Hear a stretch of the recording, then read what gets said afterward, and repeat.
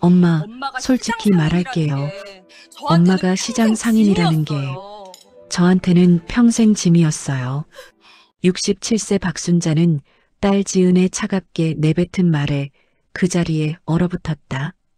예비시댁과의 식사 자리, 순자가 시장에서 반찬 가게를 한다는 사실이 들통난 직후였다. 시장 냄새 때문에 친구들 집에 초대도 못했어요. 학교 다닐 때 부모 직업 쓰는 란에 뭐라고 써야 할지 몰라서 무직이라고 썼던 거 아세요? 지은아. 순자의 목소리가 떨렸다. 오빠도 마찬가지예요. 의사 모임에서 엄마 이야기 나올 때마다 화제를 돌렸대요. 부끄러워서요. 장남 준혁이 고개를 숙였다. 부인할 수 없는 사실이었다. 그리고 민준이도요. 대학원 친구들한테 우리 엄마는 그냥 집에서 쉬신다고 거짓말했잖아요. 우리 모두 엄마를 부끄러워했어요. 지은아, 그만해라. 준혁이 말렸지만 지은은 멈추지 않았다. 왜요? 사실이잖아요. 오빠는 이민 간다면서 엄마를 요양원에 보내려고 했고 저는 결혼식 날 엄마한테 오지 말라고 할 뻔했어요. 우리가 엄마를 어떻게 생각하는지 이제 솔직해지는 게 낫지 않아요? 순자의 눈에서 눈물이 흘러내렸다. 30년 동안 자식들을 위해 새벽 4시에 일어나 밤 11시까지 일했던 시간들이 주마등처럼 스쳐 지나갔다. 하지만 자식들은 몰랐다.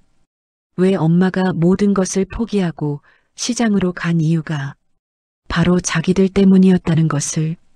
이 이야기가 궁금하시다면 구독과 좋아요 부탁드립니다. 부모님의 숨겨진 희생을 뒤늦게 알게 된 자식들의 뼈아픈 후회, 그리고 70세에 다시 시작된 한 여성의 감동적인 두 번째 인생. 지금 그 이야기 시작하겠습니다. 새벽 4시, 알람이 울리기도 전에 박순자는 눈을 떴다. 67세, 30년을 이 시간에 일어났으니 이제는 알람도 필요 없었다. 무릎이 욱신거렸다. 어젯밤 시장 바닥이 유난히 차가웠나 보다. 그래도 일어나야 했다. 재래시장 순잔의 반찬 가게는 새벽 5시 30분이면 문을 열어야 했으니까. 작은 원룸 빌라. 낡은 싱크대에서 물을 받아 얼굴을 씻었다. 거울 속 자신을 보니 주름이 또 깊어진 것 같았다. 언제부터였을까 거울 보는 것조차 사치처럼 느껴진 게. 순자는 재빨리 옷을 갈아입고 시장으로 향했다. 경동시장, 이곳에서 30년을 살았다. 반찬 장사로 세 남매를 키웠다. 김치, 젓갈, 나물 반찬을 직접 만들어 팔았다. 손님들은 순자를 시장 아줌마라고 불렀다. 그저 평범한, 아니 평범보다 못한 시장 상인. 그게 박순자의 정체성이었다. 순자 씨, 오늘도 일찍이네. 옆가게 생선가게 주인 김씨 아주머니가 손을 흔들었다. 언니도 일찍 나오셨네요. 오늘 생선 좀 싸게 줘요. 아이고, 또 깎아달라고. 그래도 우리 순자 씨한테야 뭐. 이런 소소한 대화들. 이게 순자의 일상이었다.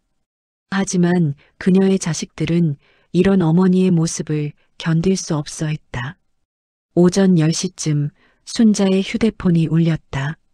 장남 박준혁이었다. 엄마, 나 준혁이야. 그래, 아들. 밥은 먹었니?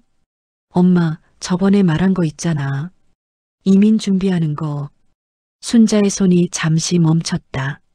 준혁은 성공한 정형외과 의사였다. 강남의 개원에서 잘 나가는 병원을 운영하고 있었다.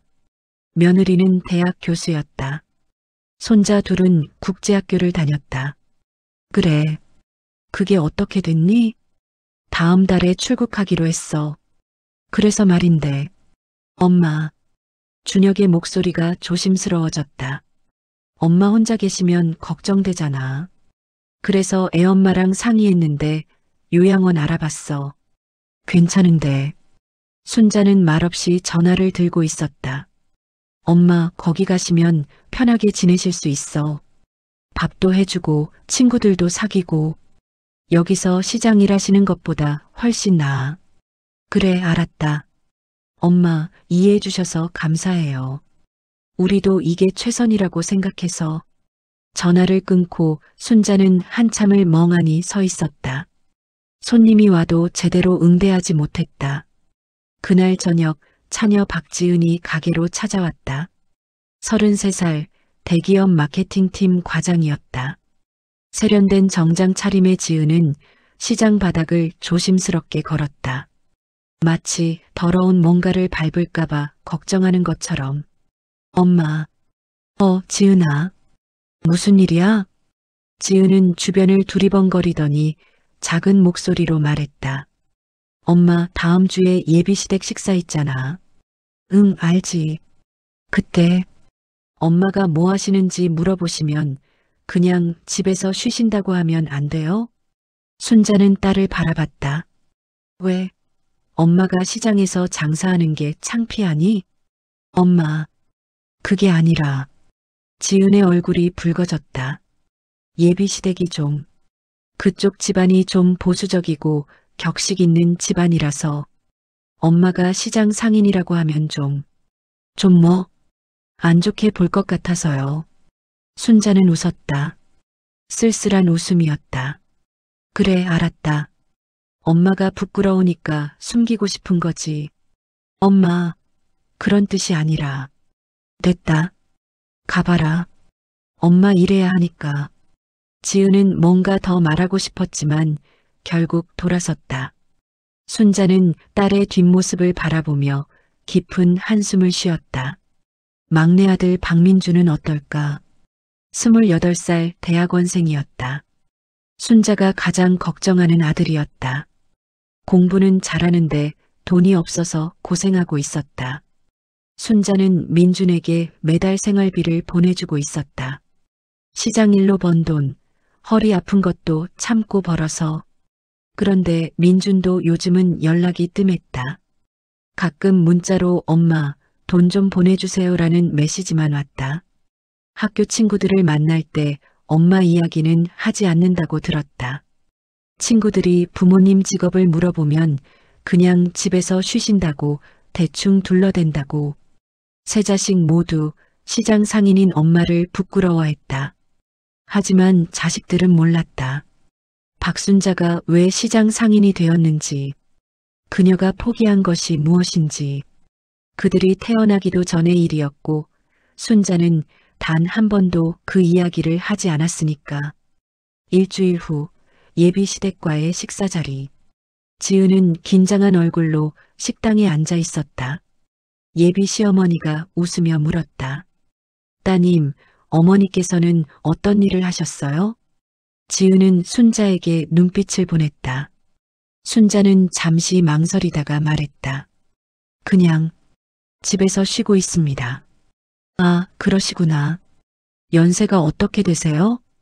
67살입니다. 아직 젊으신데 쉬고 계시네요. 건강은 괜찮으신가요? 거짓말은 또 다른 거짓말을 낳았다. 순자는 어색하게 웃으며 대답했다. 지은은 안도의 한숨을 쉬었다. 식사가 잘 끝났다고 생각했다. 그런데 식사가 끝나갈 무렵 예비 시아버지가 물었다. 혹시 성함이 박순자 되시나요? 네, 그렇습니다. 경동시장 근처에 사세요? 순자는 깜짝 놀랐다. 지은의 얼굴이 하얗게 질렸다. 아, 네. 혹시 시장에서 반찬 가게 하시는 분 아니신가요?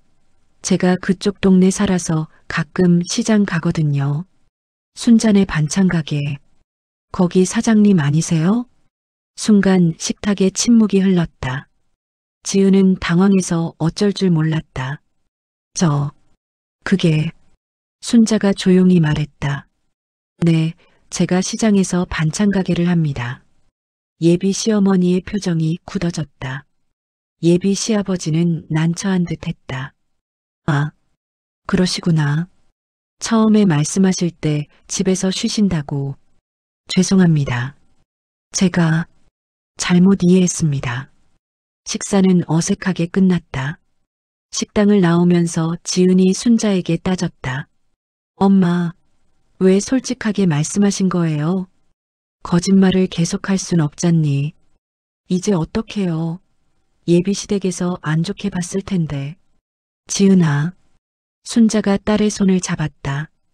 엄마가 시장 상인인 게 그렇게 창피하니? 엄마가 너희 키우느라 얼마나 고생했는데. 엄마는 몰라요. 요즘 세상이 어떤지. 학벌도 중요하고 집안도 중요하고.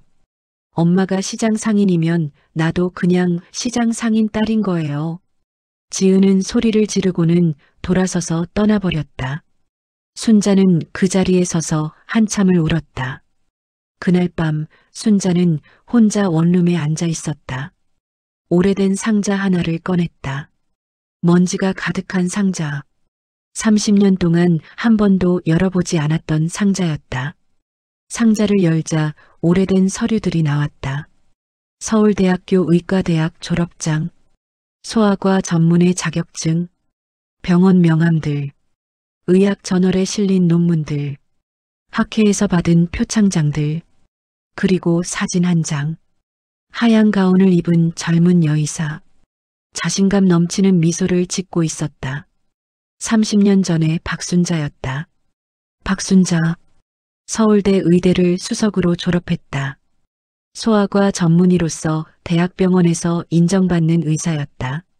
논문도 여러 편 발표했고 해외 학회에도 다녀왔다. 의학계에서 촉망받는 젊은 의사였다. 그런데 30년 전 모든 것이 무너졌다. 남편 박철수가 사업에 손을 댔다. 친구의 꼬임에 넘어가 큰돈을 투자했다가 사기를 당했다. 5억이라는 빚이 생겼다. 1990년대 중반 5억은 엄청난 돈이었다. 채권자들이 집으로 찾아왔다. 병원으로도 찾아왔다. 순자는 환자를 보다가도 복도로 끌려나가 협박을 당했다. 돈 갚아? 안 갚으면 병원을 부숴버리겠어. 순자는 선택해야 했다. 의사로서의 경력을 이어갈 것인가 아니면 가족을 지킬 것인가. 당시 준혁은 7살, 지은은 4살, 민주는 갓 태어난 신생아였다. 남편은 죄책감에 무너져 술만 마셨다. 채권자들의 협박은 날이 갈수록 심해졌다.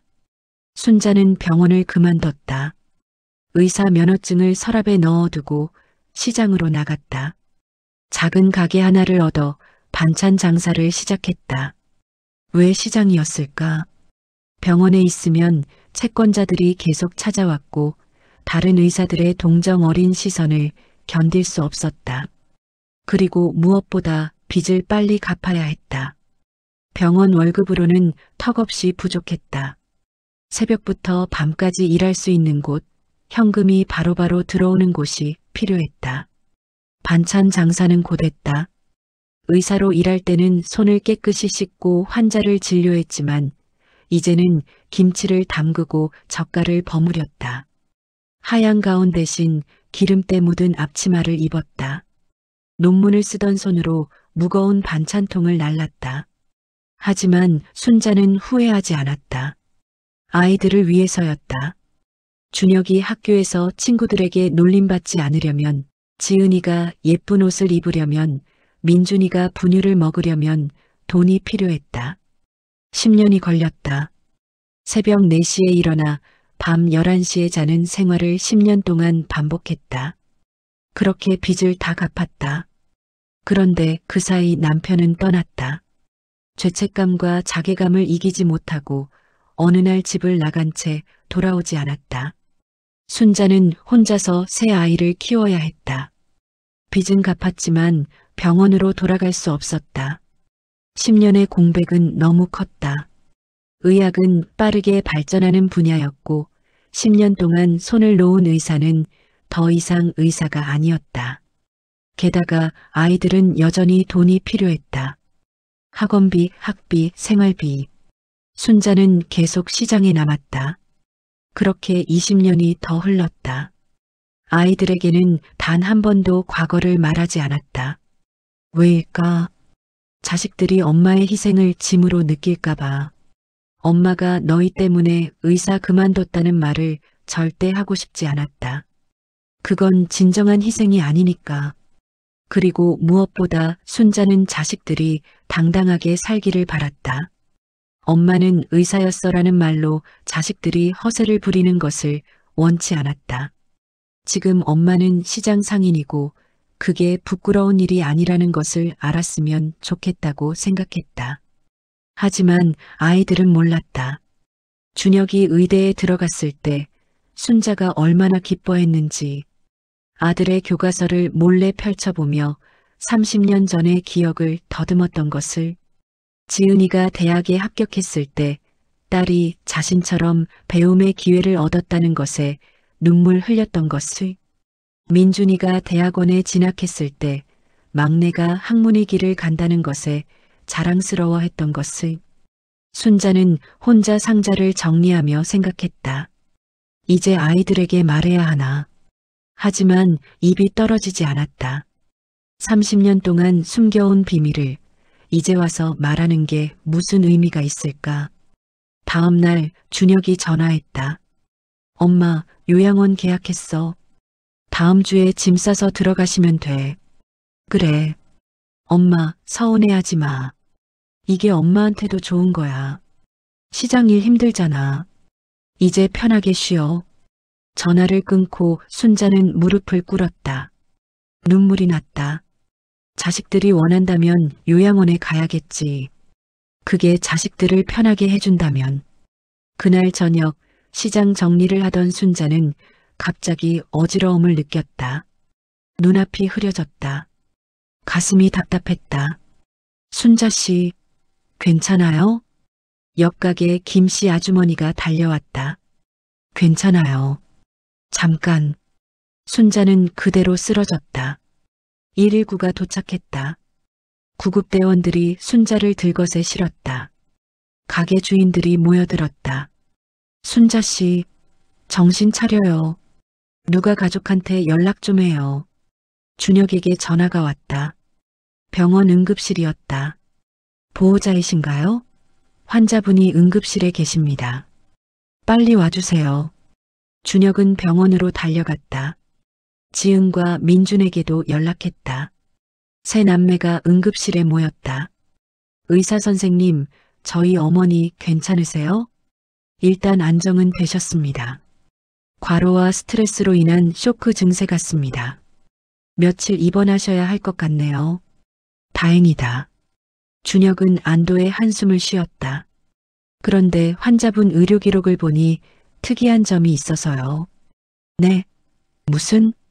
과거 병력에 특별한 기록이 없는데 몇 가지 수치를 보면 오랫동안 무리하신 것 같습니다. 그리고 의사는 차트를 넘기며 말했다. 환자분 주민등록번호로 조회했더니 의사 면허 등록이 되어 있더라고요. 혹시 환자분이 의사셨나요? 세 남매는 얼어붙었다. 네, 의사요? 네, 서울대학교 의과대학 졸업에 소아과 전문의 자격까지 1980년대에 등록된 면허인데 준혁은 믿을 수 없다는 표정으로 물었다. 그게 동명이인 아닌가요? 주민번호가 일치하는데요. 그리고 면허 사진도 환자분이 맞는 것 같은데. 의사는 태블릿을 돌려 보여줬다. 화면에는 젊은 시절의 순자 사진이 있었다. 분명 엄마였다. 이게 무슨... 엄마가 의사였다고요? 지은이 떨리는 목소리로 물었다. 저희는 처음 듣는 이야기인데요. 아, 그러시구나. 그럼 환자분께 직접 여쭤보세요. 지금은 안정이 필요하시니까 내일 면회 때 이야기 나누시면 될 것 같습니다. 의사가 나가고 세 남매는 멍하니 서 있었다. 형, 이게 무슨 일이야? 엄마가 의사였다고? 민준이 물었다. 나도 모르겠어. 엄마한테 한 번도 들어본 적 없는데. 왜 숨긴 거지? 의사였으면 자랑스러운 일인데. 지은이 고개를 갸웃거렸다. 모르겠어. 내일 엄마한테 직접 물어봐야겠어. 그날 밤 준혁은 집에 돌아가서도 잠을 이룰 수 없었다. 엄마가 의사였다니. 그것도 서울대 의대 출신이라니. 자신이 그토록 자랑스러워했던 자신의 의대 졸업장이 사실 엄마가 먼저 가진 것이었다니. 준혁은 서재로 가서 의학 서적들을 뒤적였다. 1980년대 의학 저널들을 찾아봤다. 그리고 거기서 놀라운 것을 발견했다. 소아심장 질환의 조기 진단 방법에 관한 연구 마이너스 박순자. 엄마의 이름이 적힌 논문이었다. 1985년 발표된 논문. 당시로서는 획기적인 연구였던 것 같았다. 다른 논문들도 찾아봤다. 5편의 논문이 더 나왔다. 모두 박순자의 이름이 있었다. 엄마가 이런 연구를 했다고? 준혁은 충격을 받았다. 자신이 의사가 된 것을 그렇게 자랑스러워했는데 엄마는 자신보다 훨씬 뛰어난 의사였다. 그런데 왜 시장에서 반찬 장사를 한 거지? 다음 날 아침 세 남매는 병원에 모였다. 순자가 깨어나 있었다. 엄마, 너희들 다 왔구나. 순자는 약한 미소를 지었다. 엄마, 괜찮으세요? 응, 괜찮아. 그냥 좀 피곤했나 봐. 준혁이 조심스럽게 물었다. 엄마, 어제 의사 선생님한테 들었는데 엄마가 의사셨다고요? 순자의 표정이 굳어졌다. 그걸 어떻게 알았니? 의료기록 조회하다가 알게 됐대요. 엄마, 왜 말씀 안 하신 거예요? 순자는 한참 침묵하다가 입을 열었다. 말할 필요가 없었으니까. 무슨 말씀이세요? 의사였다는 게 얼마나 대단한 건데요? 지은이 소리쳤다. 대단한 게 뭐가 대단해. 지금은 시장 상인인데. 그게 아니라 왜 그만두신 거예요? 왜 시장에서 일하신 거예요? 순자는 깊은 한숨을 쉬었다. 너희 아빠가 사업에 실패했을 때 알지? 네, 그건 알아요. 엄마가 고생하신 거. 그때 빚이 5억이었어. 30년 전 5억이면 지금으로 치면 20억 넘는 돈이야. 병원 월급으로는 못 갚아. 그래서 시장으로 나간 거야. 그럼 우리 때문에? 민준이 떨리는 목소리로 물었다. 너희 때문이 아니야. 내가 선택한 거야. 순자가 아들의 손을 잡았다. 준혁이 너는 7살이었어. 학교 들어가기 직전이었지. 지은이 너는 4살, 민준이 너는 갓난아기였어. 채권자들이 집으로 찾아왔을 때 너희들 얼마나 무서워했는지 알아? 순자의 눈에 눈물이 고였다. 그 사람들이 소리 지르고 협박할 때 준혁이 내가 동생들 안고 떨고 있었어. 겨우 7살짜리가. 그 모습 보고 결심했어. 뭘 하든 이 빚을 빨리 갚고 너희들 지켜야겠다고. 엄마, 의사로 일하면 체면도 있고 채권자들이 병원까지 찾아와. 그리고 월급으로는 빚을 갚기에 너무 오래 걸려. 시장은 달랐어. 현금이 바로바로 들어오고 새벽부터 밤까지 일할 수 있었어. 쉬는 날 없이 일하면 병원 월급의 2배는 벌 수 있었거든. 준혁은 머리를 감싸쥐었다. 그럼 엄마는 10년 동안 하루도 안 쉬고 일하신 거예요? 10년이 아니야. 30년이야. 빚은 10년 만에 갚았지만 너희 키우는데 돈이 계속 필요했잖니. 준혁이 내가 의대 간다고 했을 때 등록금이 얼마였는지 알아? 지은이 내가 유학 가고 싶다고 했을 때, 민준이 내가 대학원 간다고 했을 때. 순자는 말을 잇지 못했다. 엄마는 너희가 공부하고 싶은 거, 하고 싶은 거 다 하게 해주고 싶었어. 내가 못 이룬 꿈을 너희는 이루길 바랐어. 못 이룬 꿈이요? 나도 의사로 계속 일하고 싶었어. 연구도 하고 싶었고 환자들 치료하고 싶었어. 근데 포기했지. 너희를 위해서. 지은이 흐느끼기 시작했다. 엄마, 죄송해요.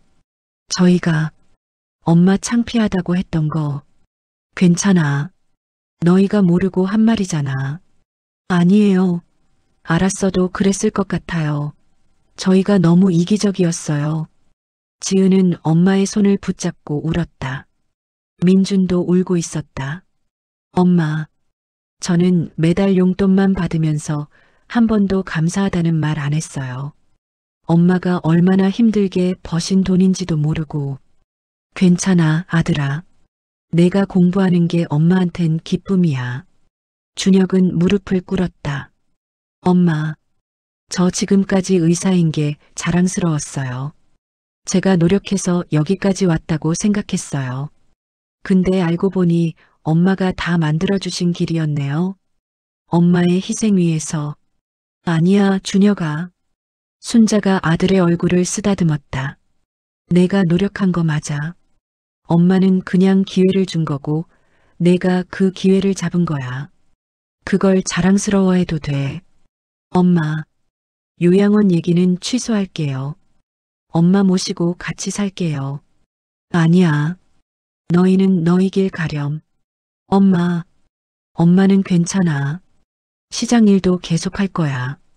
그게 엄마한테는 익숙한 삶이니까. 순자는 웃었다. 진심 어린 미소였다. 엄마가 바라는 건 하나야. 너희가 행복하게 사는 거. 그것만 보면 엄마는 만족해. 세 남매는 엄마를 안고 울었다.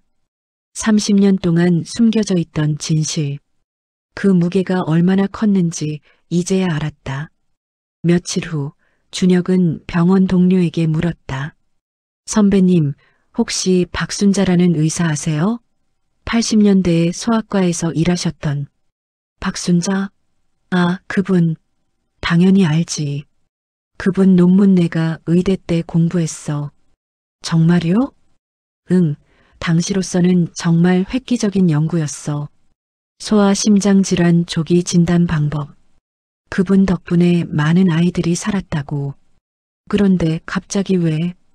그분이 저희 어머니세요. 뭐? 진짜? 동료는 깜짝 놀랐다. 박순자 선생님 아들이었어? 그럼 너도 의사 집안이었네? 아니요. 저는 그냥 엄마가 시장 상인인 줄만 알았어요. 시장 상인? 박순자 선생님이? 동료는 고개를 갸웃거렸다. 이상하네. 그분 정말 실력이 좋았는데 왜 그만두셨을까? 가족 때문이래요. 저희를 키우시느라. 동료는 한참 생각하더니 말했다. 너 진짜 대단한 엄마 두셨다. 박순자 선생님은 의학계에 큰 족적을 남긴 분이야. 그분이 계속 일하셨으면 아마 대학 교수쯤은 되셨을 거야. 준혁은 가슴이 먹먹했다. 그날 저녁 준혁은 아내에게 말했다. 여보, 이민 계획 취소하자. 왜? 갑자기? 엄마 모시고 살고 싶어? 그리고 요양원 얘기도 없던 거로 하자. 당신 엄마 시장 일 그만두시게 하는 거야? 아니, 엄마가 하고 싶으시면 하시게 둘 거야. 대신 우리가 도와드리는 거지. 엄마 혼자 너무 오래 고생하셨어. 아내는 남편의 표정을 보고 뭔가 큰 일이 있었다는 것을 알았다. 무슨 일 있었어? 준혁은 엄마의 이야기를 했다. 아내는 듣고 나서 눈물을 흘렸다. 세상에, 어머니가 그런 분이셨어? 응, 우리가 너무 몰랐어. 지은도 예비시댁에 전화했다. 어머님, 저 지난번에 거짓말한 거 있어서요. 무슨 얘기니? 저희 엄마가 시장에서 일하신다고 했잖아요. 사실 엄마는 의사셨어요. 서울대 의대 출신이시고요. 어머, 정말? 네. 저희를 키우시느라 병원 그만두시고 시장에서 일하신 거예요. 30년 동안. 저는 그것도 모르고 엄마를 창피해했어요. 예비 시어머니는 잠시 침묵하다가 말했다. 지은아, 내 엄마는 정말 대단한 분이시구나. 의사를 그만두고 자식을 키우다니. 그런 희생. 아무나 못해. 죄송해요. 거짓말해서. 아니야. 오히려 내가 그런 엄마를 둔 게 자랑스럽다. 그런 분 딸이면 너도 좋은 사람일 거야. 지은은 전화를 끊고 한참을 울었다. 민주는 대학원 친구들에게 말했다. 내 엄마 시장에서 반찬 장사하셔. 응, 알아. 그래서 그분이 사실은 의사셨대. 서울대 의대 나오신. 헐, 진짜? 응. 나 키우느라 병원 그만두시고 시장 나가신 거래. 30년 동안. 친구들은 숙연해졌다. 형, 진짜 대단한 엄마시네. 나 지금까지 엄마 자랑한 적 없어. 부끄러워서. 근데 이제 자랑하고 싶어? 우리 엄마가 세상에서 제일 대단한 사람이라고. 며칠 후 순자가 퇴원했다. 새 남매가 마중 나왔다. 엄마, 집에 가요. 아니야, 시장 가야지. 가게 며칠 비웠는데. 엄마, 오늘은 쉬세요. 우리가 같이 저녁 먹어요. 준혁이 엄마의 손을 잡았다. 그래. 그럼 오늘은 쉴까? 저녁 식사 자리. 새 남매는 엄마를 위해 정성껏 준비했다. 엄마, 건배해요. 무슨 건배? 엄마가 우리한테 해주신 모든 것에 감사하는 건배요. 네 사람은 잔을 부딪혔다. 엄마, 사랑해요. 새 남매가 동시에 말했다. 순자는 눈물을 흘렸다. 행복한 눈물이었다. 엄마도 너희를 사랑한다. 식사를 하면서 준혁이 말했다. 엄마, 제가 알아봤는데요. 엄마가 쓰신 논문들 지금도 의대에서 가르치고 있대요. 정말? 네. 엄마의 연구가 얼마나 대단한 건지 이제 알았어요. 저도 의사지만 엄마만큼은 못할 것 같아요. 그런 소리 하지 마. 넌 훌륭한 의사야. 엄마 덕분이에요. 엄마가 만들어준 길을 걸은 거니까. 지은이 말했다. 엄마, 제가 예비시댁에 말했어요. 엄마가 의사셨다고. 그리고 엄마를 창피해했던 제 모습도 반성했다고. 그랬구나. 예비 시어머니께서 그러시더라고요. 그런 엄마를 둔 딸이라면 믿을 수 있다고. 엄마 덕분에 제가 인정받은 거예요. 민준이 말했다. 엄마, 저 이제 엄마 자랑하고 다닐 거예요. 우리 엄마가 서울대 의대 나오셨다고. 그리고 자식들 위해서 모든 걸 포기하신 분이라고. 순자는 웃으며 말했다. 너희들, 엄마가 의사였다는 게 그렇게 자랑스러워? 네, 엄마는 말이야. 순자가 잠시 말을 멈췄다. 시장 상인인 게 부끄럽지 않아. 30년 동안 정직하게 일했고 손님들한테 좋은 반찬 팔았어. 그것도 자랑스러운 일이야. 알아요, 엄마. 준혁이 고개를 끄덕였다. 저희가 몰랐어요. 어떤 일이든 정직하게 하면 자랑스러운 거라는 걸. 엄마가 그걸 보여주셨는데 저희가 못 봤어요. 이제 알았으면 됐어. 순자는 자식들의 손을 하나씩 잡았다. 엄마가 바라는 건 하나야. 너희가 다른 사람을 무시하지 않는 사람이 되는 거. 직업이나 학벌로 사람을 판단하지 않는 사람. 엄마가 그걸 가르쳐주고 싶었는데 오히려 너희가 엄마를 무시했네. 새 남매는 고개를 숙였다. 죄송해요, 엄마. 괜찮아. 이제 알았으니까. 그리고 순자는 따뜻하게 웃었다. 엄마는 너희가 행복하면 그걸로 충분해. 그날 밤 순자는 오랜만에 편안하게 잠들었다. 30년 동안 짊어졌던 무게가 조금은 가벼워진 것 같았다. 다음 날 순자는 다시 시장으로 갔다. 새 남매가 따라왔다. 엄마, 저희가 도와드릴게요. 아니야, 너희는 일 가야지. 오늘은 휴가 냈어요. 준혁이 앞치마를 두르고 말했다. 의사가 반찬 파는 법도 배워야죠. 지은도 옆에서 도왔다. 엄마, 이 김치 어떻게 담그는 거예요? 가르쳐 주세요. 민주는 무거운 반찬통을 날랐다. 엄마, 이거 어디 놓으면 돼요? 시장 사람들이 신기한 듯 바라봤다. 순자 씨, 자식들이 다 왔네? 네, 언니. 얘들이 도와주겠다고 해서요. 효자들이네, 효자들이야. 순자는 자식들과 함께 일하며 행복했다. 이런 날이 올 줄 몰랐다. 점심시간 네 사람은 시장 안 작은 식당에서 밥을 먹었다. 엄마 맛있어요. 그래, 여기 떡볶이가 진짜 맛있어. 평범한 대화. 하지만 그 속에 담긴 마음은 특별했다.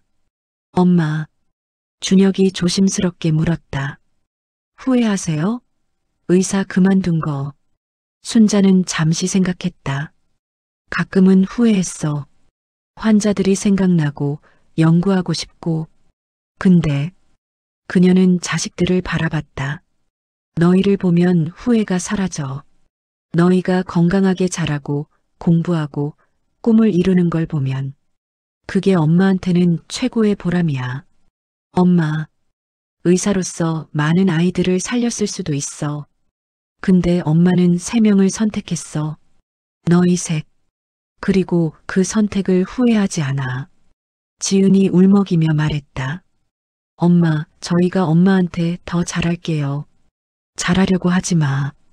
그냥 행복해라. 그게 엄마한테 가장 큰 효도야. 오후에 손님들이 많이 왔다. 순자는 익숙하게 반찬을 팔았다. 아줌마, 이 김치 맛있어요? 당연하지. 우리 김치는 정성으로 담그는 거라니까. 그럼 이거 주세요. 감사합니다. 준혁은 엄마의 모습을 보며 생각했다.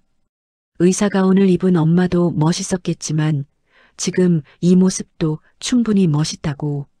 손님들을 대하는 엄마의 따뜻한 미소, 정성스럽게 반찬을 만드는 모습, 이것도 치유의 한 형태가 아닐까. 저녁이 되어 가게를 정리했다. 세 남매는 엄마를 도와 청소하고 정리했다. 엄마, 내일도 올게요. 아니야, 너희는 일해야지. 주말에라도 올게요. 엄마 혼자 하시면 힘드시잖아요. 고맙다 얘들아. 집으로 돌아가는 길. 순자는 자식들과 나란히 걸었다. 30년 만에 처음으로 가족이 함께 걷는 길이었다. 엄마, 민준이 말했다. 제가 대학원 졸업하면 엄마 가게 도와드릴게요. 아니면 제가 사업을 해서 엄마 편하게 모실게요. 아니야, 넌 내 길 가렴. 엄마 길도 제 길이에요. 엄마가 저를 키워주신 것처럼 저도 엄마를 돌봐드리고 싶어요. 순자는 막내 아들의 머리를 쓰다듬었다. 착하다, 우리 막내. 집에 도착해서 헤어지기 전 준혁이 말했다. 엄마, 다음 주에 제 병원에서 학회가 있어요. 제가 발표를 하는데. 그래, 무슨 내용인데? 소아 정형외과에 관한 건데요. 엄마도 같이 가실래요? 의사 선배님들도 만나시고. 순자는 망설였다. 엄마가 가도 될까? 당연하죠. 제가 자랑하고 싶어요. 우리 엄마가 얼마나 훌륭한 의사셨는지. 그래, 그럼 가볼까? 일주일 후 학회장. 순자는 30년 만에 의사들 사이에 섰다. 어색했지만 동시에 그리웠다. 어머님, 처음 뵙겠습니다. 준혁 선생님 어머니시죠? 젊은 의사들이 인사했다. 아, 네. 어머님이 박순자 선생님이시라고 들었습니다. 제가 의대 때 선생님 논문으로 공부했어요. 정말요? 네. 소아심장질환 조기 진단 논문. 정말 훌륭한 연구였습니다. 그 연구 덕분에 지금도 많은 아이들이 살고 있어요. 순자는 놀랐다. 자신의 연구가 30년이 지난 지금도 쓰이고 있다니. 제가 그만둔 지 너무 오래돼서. 선생님의 연구는 시대를 앞서간 거였어요. 지금 봐도 훌륭합니다. 학회가 시작되고 준혁이 발표했다. 그의 발표는 훌륭했다. 순자는 아들이 자랑스러웠다. 발표가 끝나고 질의응답 시간. 한 의사가 물었다. 준혁 선생님, 의사가 되신 계기가 뭔가요? 준혁은 잠시 생각하다가 말했다. 제 어머니 때문입니다. 그는 객석의 순자를 바라봤다. 어머니는 서울대 의대를 나오신 훌륭한 소아과 의사셨습니다. 하지만 가족을 위해 병원을 그만두셨죠. 30년 동안 시장에서 일하시며 저를 키워주셨습니다. 객석이 조용해졌다. 저는 최근에야 이 사실을 알았습니다. 그리고 깨달았죠. 제가 의사가 될 수 있었던 건 어머니의 희생 덕분이라는 것을, 어머니가 포기하신 꿈을 제가 대신 이루고 있다는 것을. 순자는 눈물을 참았다. 그래서 저는 더 열심히 하려고 합니다. 어머니의 꿈까지 이루기 위해서. 그리고 언젠가는 어머니가 하셨던 연구를 이어가고 싶습니다. 박수가 터져 나왔다. 순자는 더 이상 눈물을 참을 수 없었다. 학회가 끝나고 여러 의사들이 순자에게 다가왔다. 선생님, 오랜만입니다. 기억하시나요? 어머, 최 선생님? 30년 전 함께 일했던 동료 의사였다. 그때 그만두신다고 하셨을 때 얼마나 아쉬웠는지 몰라요. 선생님은 정말 재능이 뛰어난 분이셨어요. 아이고, 옛날 이야기를. 아니에요. 선생님의 연구는 지금도 빛나고 있어요. 그리고 아드님을 보니 선생님의 재능이 이어지고 있네요. 순자는 따뜻한 위로를 받았다. 30년 동안 잊혀졌다고 생각했던 자신의 과거가 사실은 많은 사람들의 기억 속에 남아 있었다. 집으로 돌아오는 길, 순자는 준혁에게 말했다. 고맙다, 아들. 뭐가요? 엄마를 자랑스럽게 생각해줘서.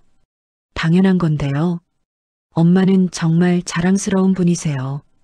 엄마가 의사였던 게 자랑스러운 게 아니라. 순자는 아들의 손을 잡았다. 지금 엄마가 시장 상인이어도 자랑스럽게 생각해줬으면 좋겠어. 그것도 엄마의 인생이니까. 알아요, 엄마. 이제는 압니다. 그날 밤 순자는 오래된 상자를 다시 꺼냈다. 졸업장, 면허증, 논문들. 30년 동안 숨겨뒀던 것들. 하지만 이제는 숨길 필요가 없었다. 자식들이 알았고 이해했고 받아들였으니까. 순자는 서류들을 하나씩 펼쳐봤다. 젊은 시절의 사진도 봤다. 가운을 입고 활짝 웃고 있는 자신의 모습. 후회하냐고 물으면 아니라고 대답할 거야. 순자는 생각했다. 의사로서의 삶도 좋았겠지만 엄마로서의 삶도 나쁘지 않았어. 아니, 훨씬 좋았어. 다음 날 순자는 평소처럼 새벽 4시에 일어났다. 시장으로 가는 길 핸드폰이 울렸다. 세 남매가 만든 단체 채팅방이었다. 엄마 사랑해요. 오늘도 좋은 하루 보내세요. 엄마가 최고예요. 순자는 웃으며 답장을 보냈다. 엄마도 사랑한다, 얘들아. 시장에 도착해서 가게 문을 열었다. 김씨 아주머니가 웃으며 말했다. 순자 씨, 요즘 표정이 밝아졌네? 그래요? 응, 뭔가 좋은 일 있어? 있죠. 아주 좋은 일이요.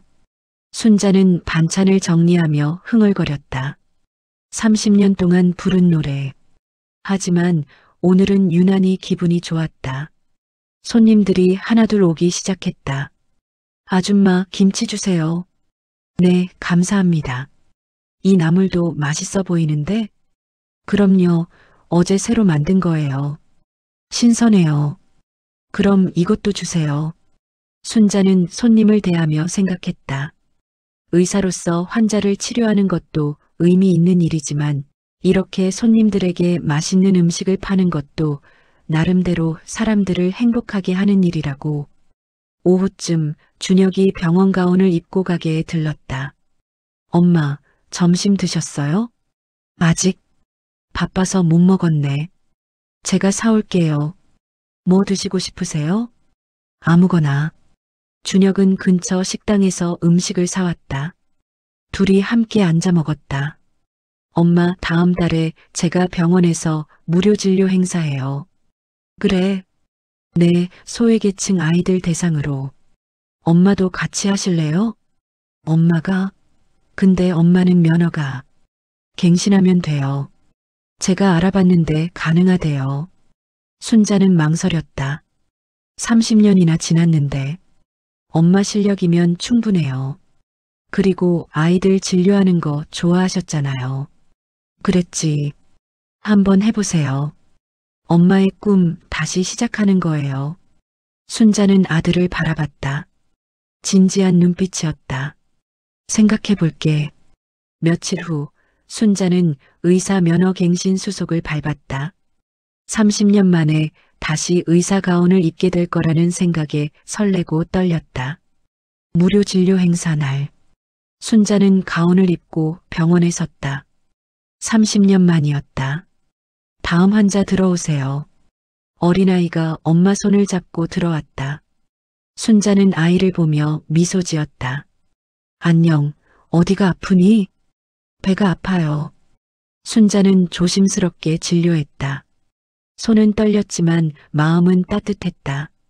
30년 전의 감각이 돌아왔다. 진료를 마치고 아이 엄마에게 설명했다. 큰 문제는 아니에요. 약 처방해 드릴게요. 감사합니다, 선생님. 건강하게 자라렴. 아이가 웃으며 나갔다. 순자는 그 모습을 보며 뭉클했다. 그날 하루 순자는 20명의 아이들을 진료했다. 피곤했지만 행복했다. 행사가 끝나고 준혁이 물었다. 어떠셨어요, 엄마? 좋았어. 정말 좋았어. 순자는 눈물을 흘렸다. 엄마의 꿈이 다시 시작된 것 같아. 엄마 앞으로도 계속하세요. 제가 도와드릴게요. 고맙다, 아들아. 그날 밤 순자는 일기를 썼다. 30년 만에 처음 쓰는 일기였다. 오늘 다시 의사가 되었다. 30년의 공백이 있었지만 환자를 보는 마음은 변하지 않았다. 어쩌면 더 깊어졌는지도 모른다. 30년 동안 시장에서 일하며 만난 사람들, 그들에게서 배운 삶의 지혜가 나를 더 좋은 의사로 만들어준 것 같다. 자식들이 이제는 나를 이해해준다. 부끄러워하지 않는다. 아니, 자랑스러워한다. 그게 나에게는 큰 위로다. 의사였던 나도 나였고, 시장 상인이었던 나도 나였고, 지금의 나도 나다. 모든 순간이 의미 있었다.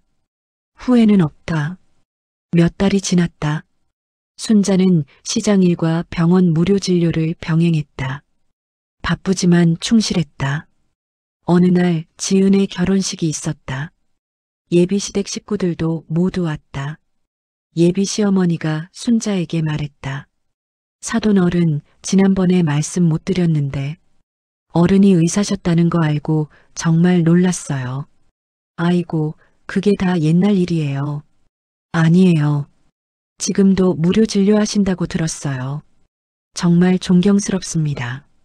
과찬의 말씀을. 지은이가 이런 어머니 딸이라니 저희가 행운이에요. 순자는 마음이 따뜻해졌다. 결혼식장에서 지은이 말했다. 엄마 감사해요. 저를 이렇게 키워주셔서. 잘 살아라 딸. 엄마처럼 살고 싶어요. 강하고 따뜻한 사람으로. 넌 이미 그런 사람이야. 결혼식이 끝나고 피로연 자리. 지은이 친구들이 순자에게 다가왔다. 어머님, 지은이한테 많이 들었어요. 어머님 이야기. 그래, 무슨 이야기? 의사셨는데 자식들 위해 포기하신 거요. 정말 대단하세요. 아니야, 대단한 게 아니라 당연한 거지. 아니에요. 요즘은 그런 희생 잘 안 하잖아요. 어머님 같은 분이 진짜 엄마 같아요. 순자는 웃었다. 1년 후 민준의 대학원 졸업식. 순자는 자랑스럽게 참석했다. 엄마, 제가 해냈어요. 그래, 잘했어. 자랑스럽다. 이제 취직해서 엄마 편하게 모실게요. 넌 내 길 가렴. 엄마는 괜찮아. 하지만 민주는 정말 취직 후 매달 용돈을 보냈다. 많지 않은 금액이지만 아들의 마음이 담겨 있었다. 2년 후 준혁의 병원이 확장되었다. 새로 소아과를 개설했다. 엄마, 여기 소아과 과장 맡아주실래요? 뭐? 정식 직원으로요. 엄마 실력이면 충분해요. 나 같은 늙은이가 아니라 경험 많은 의사죠. 그리고 엄마만큼 아이들을 사랑하는 의사는 없어요. 순자는 고민 끝에 승낙했다. 70세에 다시 정식 의사가 되었다. 시장 가게는 후배에게 물려줬다. 순자 씨, 그동안 고마웠어요. 김씨 아주머니가 울었다. 제가 더 고마웠어요, 언니. 30년 동안 옆에서 힘이 돼줘서 잘 되길 바랄게요. 의사 선생님, 순자는 새로운 시작을 했다. 나이가 무슨 상관인가. 꿈은 언제나 다시 시작할 수 있으니까. 병원에서 일하는 순자를 보며 환자들이 말했다. 할머니 의사 선생님, 너무 친절하세요. 오랜 경험이 느껴져요. 우리 아이가 선생님 좋아해요. 순자는 행복했다. 이게 자신이 원했던 삶이었다. 어느 날 준혁이 말했다. 엄마, 우리 같이 논문 하나 쓸까요? 논문? 네. 엄마의 30년 전 연구를 업데이트하는 거예요. 모자 공동 논문. 그게 될까? 당연하죠. 엄마는 훌륭한 의사니까. 6개월 후 논문이 완성되었다. 소아심장질환 조기 진단의 발전 30년의 회고와 전망 저자. 박순자, 박준혁. 논문은 학계에서 주목받았다. 30년의 공백을 뛰어넘은 연구였다. 학회 발표 날 순자는 연단에 섰다. 30년 전 저는 이 자리에서 연구를 발표했습니다. 그리고 30년 후 다시 이 자리에 섰습니다. 청중들이 박수를 쳤다. 30년 동안 저는 의사가 아니었습니다. 시장 상인이었죠. 하지만 그 시간이 헛되지 않았습니다. 시장에서 만난 사람들, 그들에게서 배운 삶의 지혜가 저를 더 나은 의사로 만들어 주었습니다. 순자는 자식들을 바라봤다. 객석에 앉아 있었다. 그리고 무엇보다 저는 3명의 훌륭한 자식을 키웠습니다. 그게 제 인생 최고의 업적입니다. 청중들이 기립박수를 보냈다. 발표가 끝나고 한 젊은 의사가 다가왔다. 선생님, 정말 감동적이었습니다. 저도 아이 때문에 일을 그만둘까 고민 중이었는데 선생님 이야기 듣고 용기가 났어요. 포기하지 마세요. 시간이 걸려도 다시 시작할 수 있어요. 감사합니다, 선생님. 그날 저녁 가족 모두가 모였다. 준혁, 지은 부부, 민준, 그리고 손주들까지. 할머니, 축하해요. 고맙다, 우리 손주들. 저녁 식사를 하며 순자는 행복했다. 이게 바로 자신이 원했던 모습이었다. 엄마, 준혁이 말했다. 엄마 덕분에 제가 여기까지 왔어요. 정말 감사합니다. 나도 고맙다. 엄마가 포기한 꿈을 이어줘서. 포기한 게 아니에요. 잠시 미뤘다가 다시 시작하신 거죠. 순자는 고개를 끄덕였다. 그래, 맞아. 꿈은 언제나 다시 시작할 수 있어. 그날 밤 순자는 침대에 누워 생각했다. 만약 30년 전으로 돌아간다면 다시 같은 선택을 할까? 답은 명확했다. 그래, 할 거야. 100번이고 1000번이고. 자식들의 웃는 얼굴이 떠올랐다. 그들이 행복한 모습이 순자에게는 최고의 보상이었다. 며칠 후 순자는 다시 예전 시장을 찾았다. 가게는 이제 다른 사람이 운영하고 있었다. 어머, 순자 씨. 김씨 아주머니가 반가워했다. 언니, 잘 지내셨어요? 그럼 잘 지냈지. 순자 씨는? 병원 일은 어때? 좋아요. 너무 행복해요. 그래, 다행이다. 순자 씨 같은 사람이 의사 해야지. 30년 동안 여기서 일한 거 후회 안 해요. 정말로. 알아. 순자 씨 표정 보면 알아. 행복해 보여. 둘은 함께 차를 마시며 옛 이야기를 나눴다. 집으로 돌아가는 길, 순자는 하늘을 올려다봤다. 맑은 가을 하늘이었다. 여보, 돌아가신 남편을 생각했다. 당신이 미안해할 필요 없어요. 우리 아이들 잘 컸어요. 모두 행복해요. 그리고 나도 행복해요. 바람이 부는 것 같았다. 남편이 대답하는 것 같았다. 집에 도착해서 순자는 일기를 펼쳤다. 오늘로 내 인생 70년. 30년은 의사로, 30년은 시장 상인으로, 그리고 이제 다시 의사로 살아갈 것이다. 후회는 없다. 모든 순간이 의미 있었다. 포기한 것도 있었지만 얻은 것이 더 많다. 새 자식, 그들의 행복, 그리고 다시 찾은 나의 꿈. 이제 나는 안다. 인생은 한 번의 선택으로 결정되는 게 아니라는 것을. 매 순간 최선을 다하면 언젠가는 모든 것이 제자리를 찾는다는 것을. 나는 의사다. 시장 상인이기도 했고 엄마이기도 하다. 그 모든 것이 나를 만들었다. 그리고 나는 행복하다. 다음 날 순자는 평소처럼 출근했다. 병원 복도를 걸으며 생각했다. 새로운 시작이야. 아니, 계속되는 여정이지. 진료실 문을 열었다. 오늘도 많은 환자들이 기다리고 있었다. 다음 환자 들어오세요. 어린아이가 들어왔다. 순자는 미소 지으며 맞이했다. 안녕, 어디가 아프니? 이것이 박순자의 삶이었다. 포기와 재시작, 희생과 보상, 슬픔과 행복이 뒤섞인 70년의 여정. 그리고 이제 그녀는 알았다. 진정한 행복은 무엇을 이루었느냐가 아니라 누구를 사랑했느냐에 있다는 것을. 자식들을 사랑했고, 환자들을 사랑했고, 손님들을 사랑했고, 삶을 사랑했다. 그게 박순자의 인생이었다. 그리고 그것으로 충분했다. 이 영상이 감동적이셨다면 구독과 좋아요, 알림 설정까지 부탁드립니다. 오늘 이 이야기를 보시고 부모님 생각이 나셨다면 지금 바로 전화 한 통 드려보세요. 사랑한다, 감사하다는 말 너무 늦기 전에 꼭 전하시기 바랍니다. 댓글로 여러분의 부모님 이야기도 들려주세요. 다음에도 더 감동적인 이야기로 찾아뵙겠습니다. 구독자 여러분, 항상 감사합니다.